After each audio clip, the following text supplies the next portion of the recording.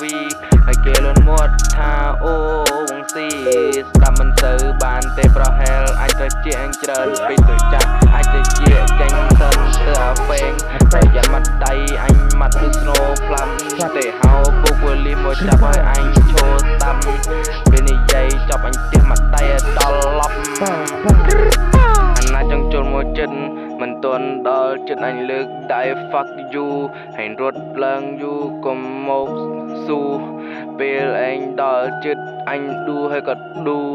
ហើយស្រែកយំឡើងដូចឆ្កែលូរ៉េបមិនក៏តែចង់ធ្វើអាតួអត់មានចេះស្អីចេះតែផាត់ក៏លួចង់ផាត់អញឲ្យច្រើនពួរតែថាទៅមិនរួចអញចាប់ក៏កបួចជប់ហើយអាតួ